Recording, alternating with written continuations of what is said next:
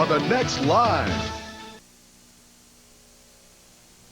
That's breaking your heart. Why can't you say it, Sloan? You are holding a secret inside you that's breaking your heart. It's killing you. You've got to let it go.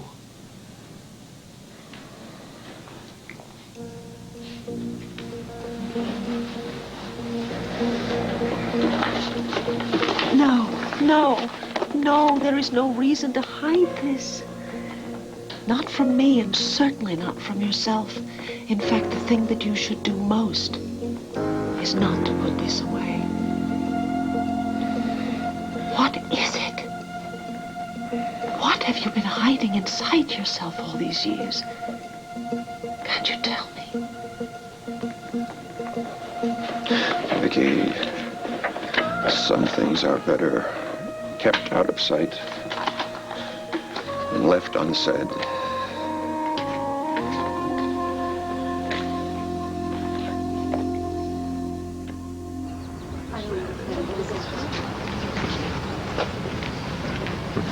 How do you feel? Oh, about 100 years old. It's an improvement. Yesterday I felt about 1,000 years. You sound just like William. Really, he was terrible in the mornings. We both got that from my dad.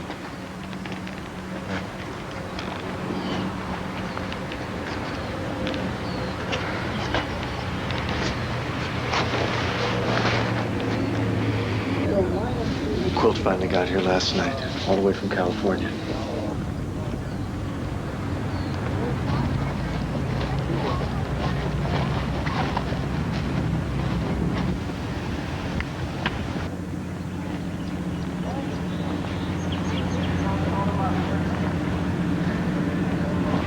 That is beyond words.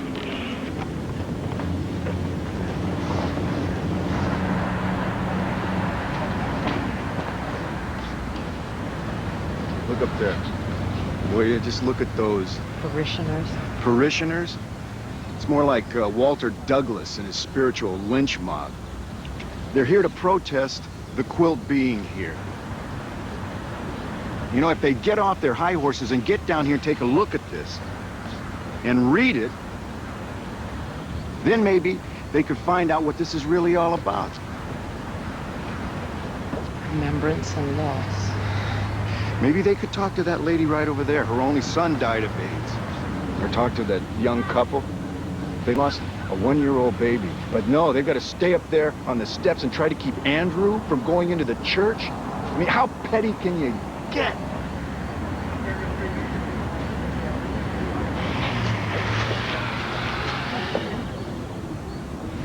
Looks like it's time to face our public.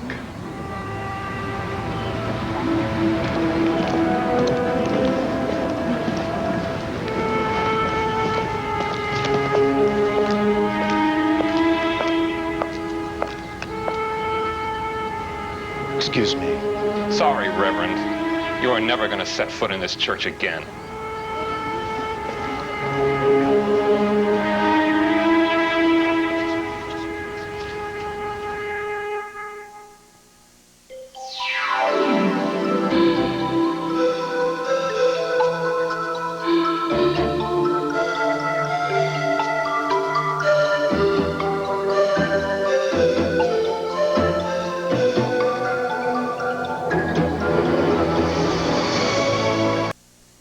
I keep thinking, how could we have stopped him? What else could we have done that... Well, maybe if we tried a little harder, if we talked a little longer. You don't believe that? No. I don't think anything could have changed Billy's mind. He was already on autopilot for New York anyway. What's the matter, you're cold here? No, I'm not cold. This town is. Now, what does that mean? Billy was miserable here. What kind of life did he have? What kind of life could he have had? You're making it sound so hopeless. Isn't it? Joey, here's your proof. Billy's gone. Ran away to the toughest city in the world, and because he thought he would be happier alone than with people who loves. It's pretty desperate. I can't believe that living in Lambview is just so terminally crummy. You know, you were the one Who made me believe that things can change.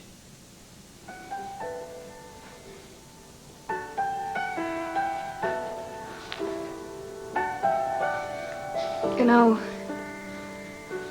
there's terminally crummy, and there's terminally wonderful. I'm so proud of you for standing by Billy. Glad you didn't go with him, though. I would think I would have been pretty desperate. Really? And you would have missed me? Worse. Worse. What does that mean? I mean, pined, yearned, ached. Let's see. All of that.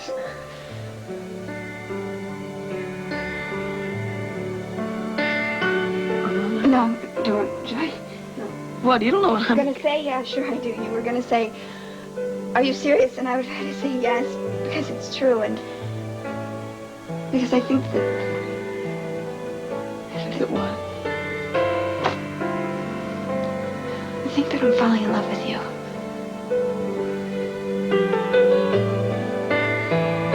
Well, time's up. Tune in tomorrow for What's My Goof? I think that I'm falling in love with you. So I guess that makes two of us. Isn't two all you need?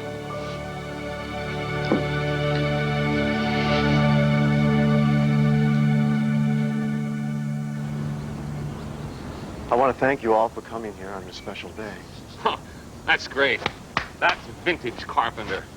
Come on, Reverend, spare us the noble equanimity. I think I'd respect you more if you got a little mad. I'm not angry. I'm sad. Yeah? Why's that? Because you're finally being prevented from riding roughshod over everything that's decent? The church is for everyone, Mr. Douglas. You have no right to keep anyone out. Please let me pass. One condition. Your resignation right now. Mr. Douglas, there is something more important at hand. That. And this isn't about me, or about you, or my job, or your opinion of it. It is about the quilt. That's right. And that's one more reason you should resign, because you are responsible for bringing that thing here. That thing is the Names Project AIDS Memorial Quilt, and I will not have you refer to it as if it is some rag that was dragged out of the gutter. Well, why not? Isn't that where most of the people that glorify spent their lives? You want to see me get angry? Fine. I am angry. I am angry. I am angry. Cannot you people understand or appreciate where this quilt came from, how it came to be made? People are dying of AIDS, all kinds of people. Babies and children, teenagers, women, old people. Unlike you, AIDS is not prejudiced, and not enough is being done to stop this disease. And one man saw the names of the victims of AIDS taped to the wall of a building, and 1 year later, the first panel was made, a panel not unlike this one. Now there are over 15,000 of them. Well, we don't care if there are 1 million of them on a lazy Susan. Because you had no authority to bring the circus to town, park it on the church lawn without getting permission from the vestry. This time, Reverend, you have gone way too far. As have you, sir. You know, your beloved quilt represents everything that is unacceptable about you. Sexual perversion, subversive behavior, trying to turn our faith into some kind of a statement? Well, any man who preaches that is nothing but a menace for us and especially for our children. I am not that man. And that quilt is nothing of the sort. Well, yes, you are, and we are going to do anything we can to keep you from ever preaching here again.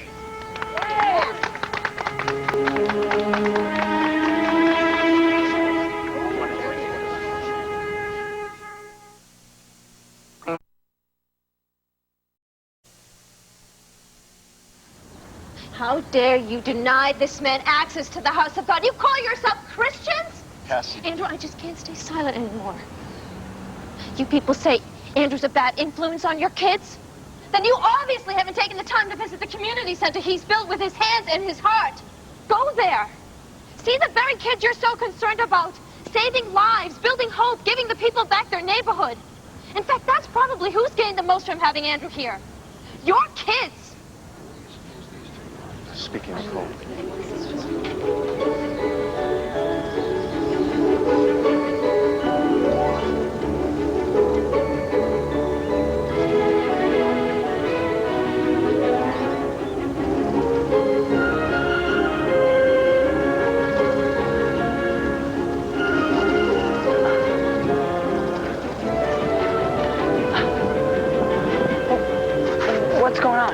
What you got here is your average, everyday church blockade. They won't let you in. Not so far. What a bunch of dorks. Where's Billy? He's not coming. Actually, he's heading the other way. He's on his way to New York. For good. Did you try to stop him? How? And you're the guy who wanted to go. How can anybody stop him? Let's pray, find some peace. As much as you insist that there is nothing to be discussed, what you are holding here in your hand needs to be talked about. Vicky, please, the subject is closed. As closed as this envelope, eh? It's such a pity you won't leave it open, because there's a great deal more than just a jumble of photographs in there. Not true. Oh, Sloan, look at this. Look at it. It is yellow with age, and yet look at all the dark spots. That's where your fingers have held it so many times over the years. The paper feels like velvet right there. You have kept this with you all these years. Why won't you let go of what's inside? Why are you torturing me? I don't mean to. I am trying to end the torture that you have endured at your own hands. What? May I tell you what I think? I think whatever it is you're holding on to has very little to do with your anger at Andrew, or with the fact that your son William was a homosexual, or even the fact that he died of AIDS. I think it comes from a much darker place. Are you trying to read my mind now? Tell me I'm wrong. You can't forgive William and Andrew their transgressions. You carry this anger around with you like a piece of artillery, and when someone gets a little too close to the truth, you fire off a round. Vicky, that is enough. You're doing it now. You can't forgive them. Why? Isn't it because there's really nothing to forgive them for? Isn't it because the person you have to forgive is you yourself? For what? I don't know. I don't know. But the answer is in here. See, I don't think this has anything to do with something that William did to you. I think it has to do with something you did to him. I think you'd better stop right there. Vic, you talk about my secrets. What about yours? My secrets? I don't understand. You've been after me to get in touch with my feelings. You insist that I have a deep, dark secret. What about yours? What is your unspoken truth? Nothing. There's nothing. Nothing. Nothing, not even when we're standing this close. Now you're changing the subject again. Vicky, why are you here? Forget about William and Andrew. What is the real reason? Or is that too deep and dark a secret for you to admit?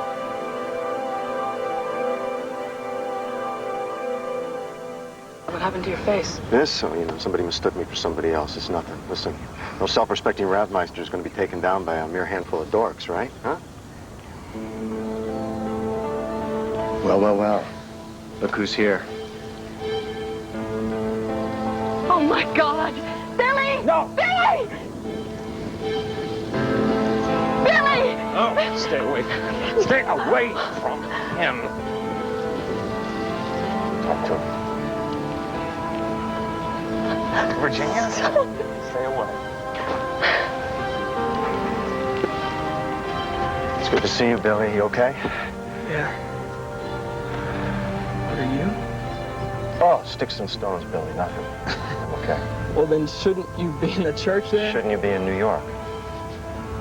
Yeah. I was on my way. I realized that the people I care most about were in New York. They were here. For this. And this. So I thought this is where I should be. This is my fight as much as yours is. It's good to have you here, Billy. Thanks. But, I know a couple people who might not feel the same way. Virginia, no! Don't you even go near him.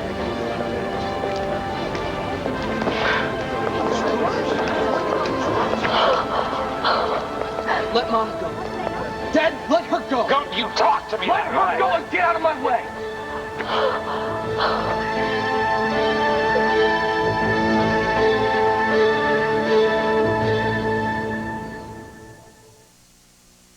Hospital. She lost her memory. Something must have happened there to make you so afraid. Now, Felicia's nightmares lead her and Mac closer to the past. I just keep hearing these words.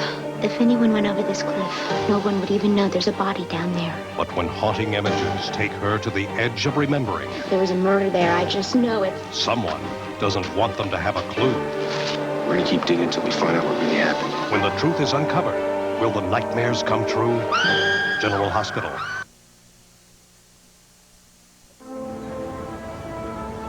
Welcome to the Names Project AIDS Memorial Quilt. The panels in front of you were created by lovers, families, and friends to commemorate loved ones who have died of AIDS. We will begin by reading the names of people who are remembered in the quilt. Mike, Steve, Vincent C., Ken Duncan, Shelley Post, Jim Levis. Don Thomas, Jonathan, Richard Garcia, Jack Custer, Jack LaMonaco, Chris Paul Swee, Dale R. Miller, Donald Ainsworth Parker, Richard P. Kiley, Baby Christian, Rick Matthews, John J. Zorbas II, Little Girl C, Harvey Benjamin, Art Catania, Rocco J. Retorto, Alicia, Danny, Carlos, Ted Krulrich, Nephasia Smith, Jacoby, Patrick J. Williams, Ray Kent, and my high school classmates George McIntosh and John Konopka.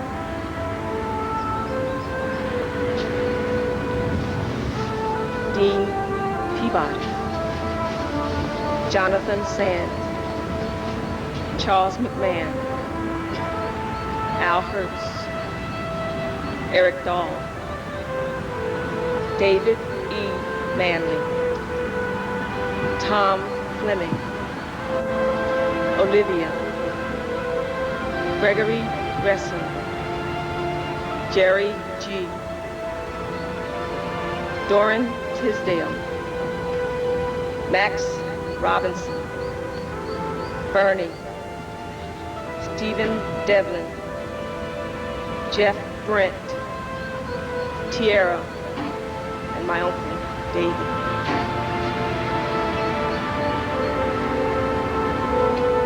John Peterford, Barry Butte, Tom Rowley, Artie Kung, Harry Ross, Keith Herring. The ceremony of the church is going to begin soon. I must go. Vicky, please tell me the truth. You do have feelings for me, don't you? Yes. Yes. Yes, I know you do. Say it. Tell me what your feelings are. No, please, no. Why? No, we must change the subject. No. Why? Because I'm frightened by them. God help me, I do have feelings for you. But I'm so frightened they won't go away. I didn't ask for them. I don't want them. They have no place in my life, and I can never, ever let them mean anything to me, and neither can you.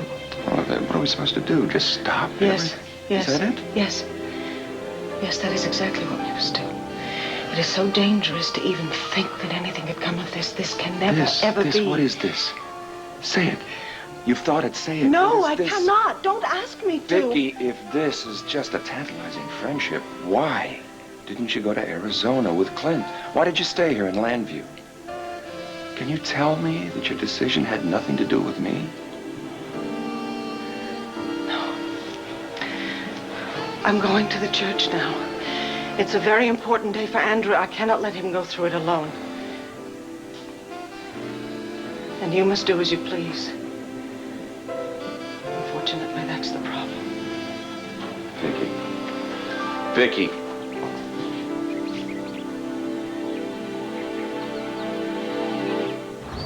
No, Dad, you not another word from you. Billy, you don't have to do this. Yes, I do, Andrew. Carver, you get your hands off that boy. He's not a boy, Mr. Douglas. He's a young man, and quite a young man at that. Billy, You quiet.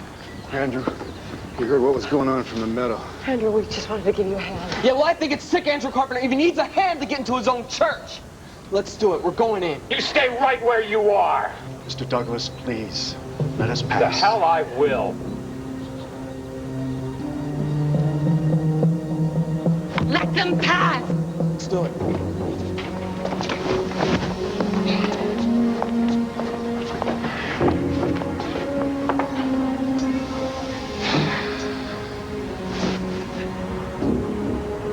You damn fool. Listen to yourself. You have got to stop this. Stop this? What, are you kidding? I have barely started.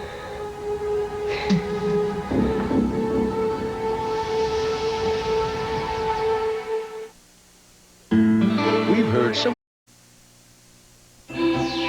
One Life to Live will continue in a moment.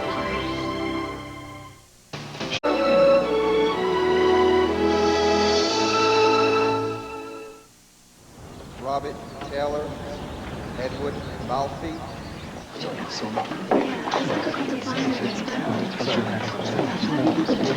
This isn't over yet, Carpenter. I know that, Mr. Douglas, and I'm thankful for it.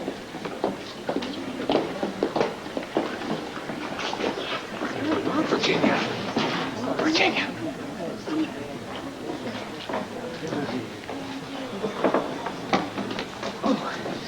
Andrew, thank heavens I made it before you started. Yes, well, we had a little prayer vigil on the steps. Maybe a little bit more of a football skirmish, I'm not sure. Are you okay? Oh, yes, I just came from your father. Please don't tell No, me. no, he's fine. His health he's fine. His thinking is... I did everything I could to I know you did. convince him, but unfortunately, well... Listen, I never expected him to be here or understand. I don't think he ever will. I wish I could have... Vicky, is there something that you're not telling me about my... No, it's just everything, that's all. It's Kevin's custody fight, and it's your father, his illness, and it's, everything's a bit overwhelming, I think. I feel the same way. Let's go.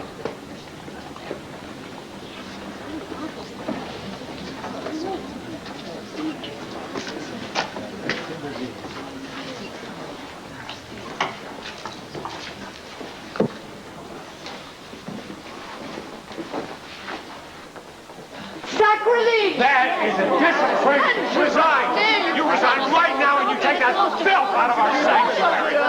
You know where I got this rock? This rock? Got this rock at our community center. Been thrown through a window. Note was tied around it that said, "Drop dead, Father Faggot." Was the note signed? Of course not. Was anonymous. As anonymous as the person whose arm rose from a nameless, faceless crowd and let the rock fly. But did I say crowd? Well, I meant mob. Because a mob is nothing but cowardice with a franchise, and over the past few months I've seen this community, a place that I love, torn apart by cowardice. And a mob has fostered fear. and hatred and intolerance, and over what? What is the great bone of contention? It's freedom. It's freedom. Pure and simple freedom in the form of a person's right to choose his or her own way of private life. Now, how could this happen? How? How could one person's personal private choice cause somebody else to react so violently? Well, there are those among us who are afraid of freedom and threatened by choice and terrified of difference, and they seek to destroy a person's right to his or her truth, and they lash out and they label this a sin and that an abomination, and they won't feel safe. No, they won't feel safe until they are better, more entitled, more equal than the other. Whites better than blacks. Males better than females. Straights better than gays, because, you see, the mob is very, very scared. And that is very scary. But who among you would have the courage to step from the safety of a mob? And who among you would come up here alone and attack me for preserving freedoms that I'm sworn to protect? Here's your rock. Now, who among you will cast the first stone?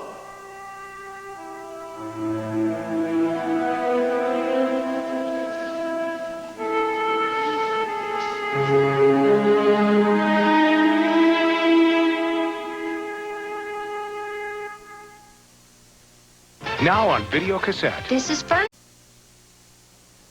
Outside, while we sit here, someone's reading the names of people who have died of AIDS. The names of perverts. It's the sound of remembrance. Of remembrance. Of family and of friends and of loved ones. It's the sound of love. And all the people that have gathered in our meadow today have come out of love. And every stitch in that quilt was made out of love, and the quilt is so big. It's not because a tragic disease has cut a swath through our society. It's because there's so much love for the people the disease has claimed, and they will be remembered. They will be remembered for the experiences that they had, and the dreams they shared, and the joy they brought, and the sorrow they left behind. They'll be remembered, and it's all fueled by that which makes us most human, love.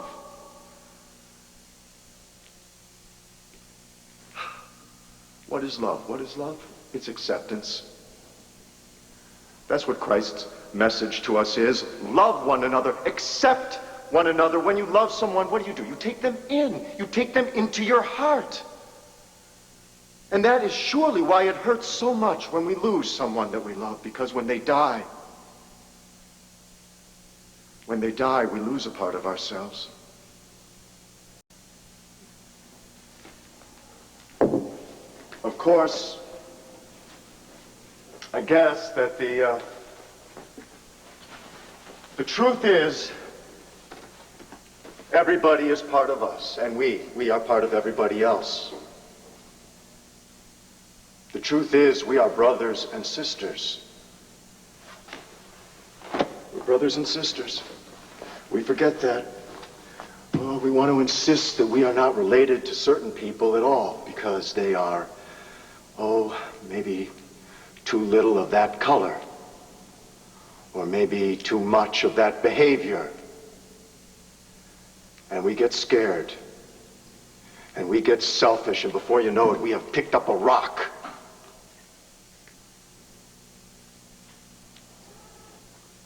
Hatred. Hatred and intolerance, they've been with us forever. How? How can love beat them? Hatred is so hard and sharp, unyielding.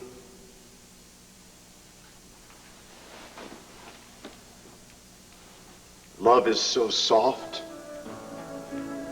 and gentle and giving. I guess love can never beat hatred. Never. All love can do is accept it. To take it in. Bit by bit. Piece by piece, so that after a while, and with a whole lot of patience, hatred disappears. And it's true that love can never defeat hatred, but it can overcome it. It can definitely overcome it. Bravo! Bravo! You see what he's trying to do? He's trying to wrap us around his finger the same way he wrapped his freak flag around that rock. No! You made your speech. You listen to me. You stand up there spewing your liberal pap about acceptance. All you're trying to do is obscure the issue. So what are you going to do? You're going to stand there and tell me that the right to privacy or the right to love as you see fit has nothing at all to do with acceptance? Is that what you're going to stand? No, see, only your ideas of what is acceptable count, right, Reverend? Right? Especially when it comes to advocating perversion, right? Especially when it comes to circumventing the vestries process and dragging this congregation into some kind of a political vaudeville without so much as a by your leave. Well, that goes way beyond my ideas of what's acceptable. Now, this is our church, not yours, ours. And somebody has got to speak for the people that you have disenfranchised. I am talking about normal, decent people who don't want our church pulled into the gutter by a gay-loving heretic. He's not any of those things!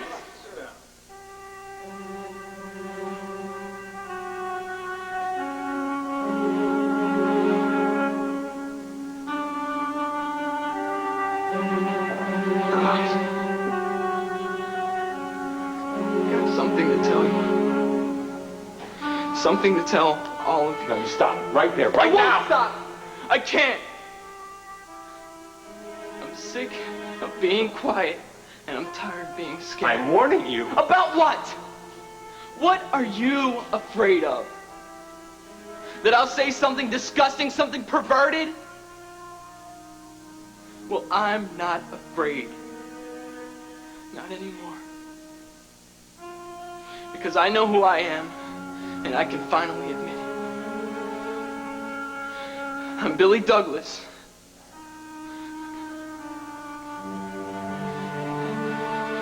And I'm gay. No, you shut up! You shut up! But Dad, I'm still the same kid. I'm the same one that you took canoeing and then camping. I'm the same kid who you hugged half to death when I brought you that dorky pipe home for Father's Day last year. No, yes, I am, Dad. I'm the same. I am. I never would have known that. If it wasn't for Andrew. I was going crazy. Do you know what it's like to wake up every morning and look in the mirror and say, it can't be, it can't be, it can't be? I was gonna explode.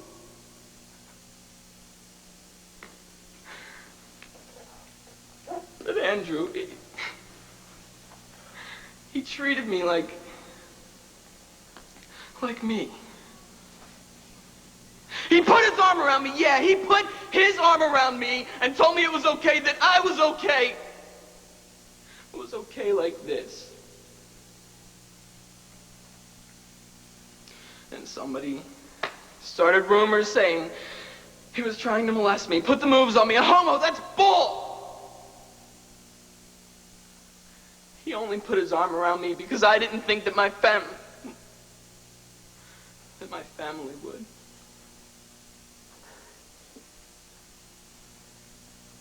See, this is how this whole thing got started. Somebody just twisted the truth around. But I was too scared, too afraid to admit who I really was. Mom, Dad, maybe you can't love me anymore. But I still love the both of you. And no matter what you think, I'm still your son. I'm your son, Billy Douglas. And I always will be. Nothing could ever make me stop loving you. Nothing in this world.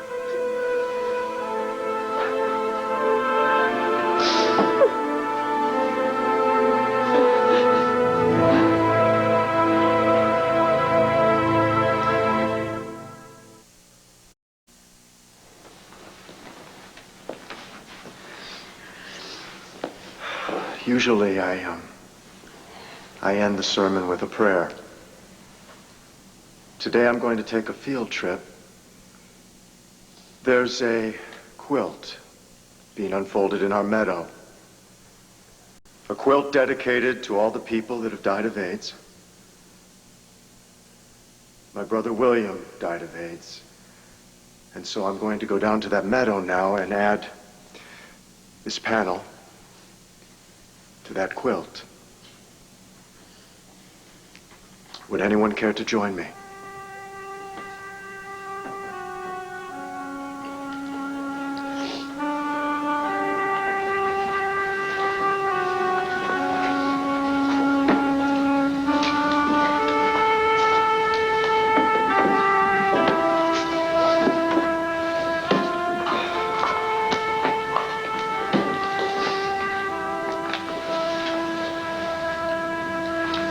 Go ahead, I'll be right there.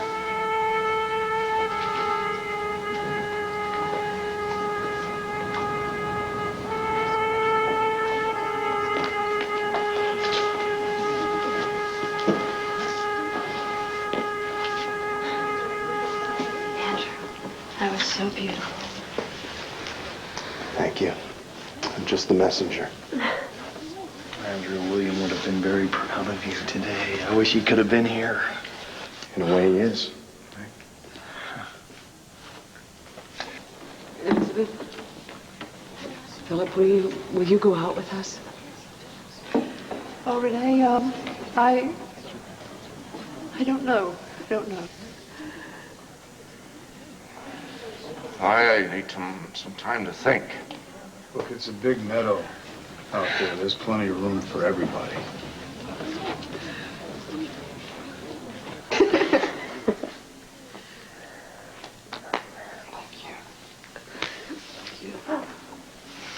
You're the best. You know that. I've got the best friends.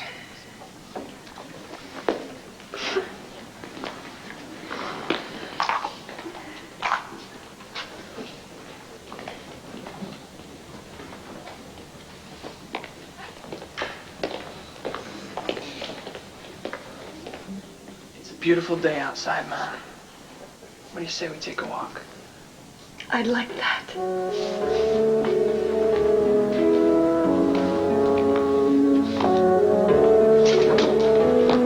Wait, don't go, please. This is insane. This is madness. It doesn't have to be, Dad. Wait, don't go. Don't you see you're playing right into his hands? What's the matter? You all gone soft or something? You fools!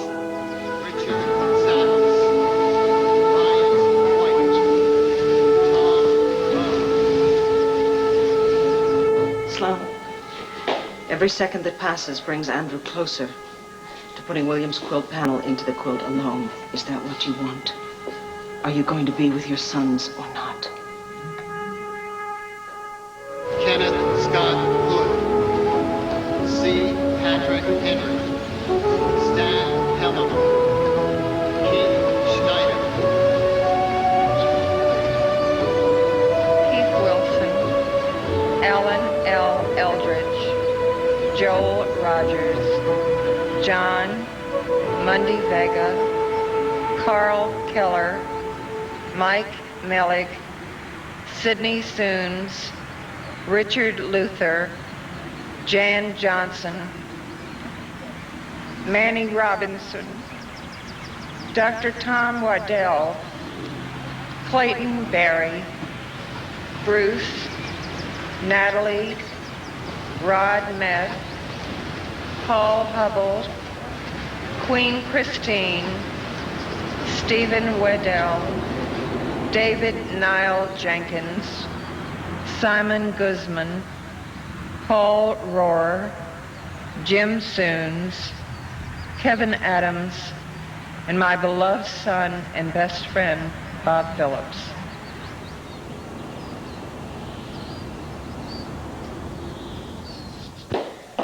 You are not going out there. Walter! Shut up! Dad! Don't you call me that!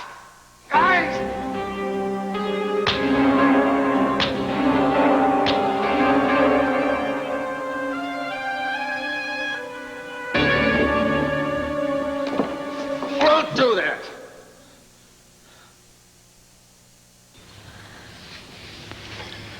I didn't see him come out of the church.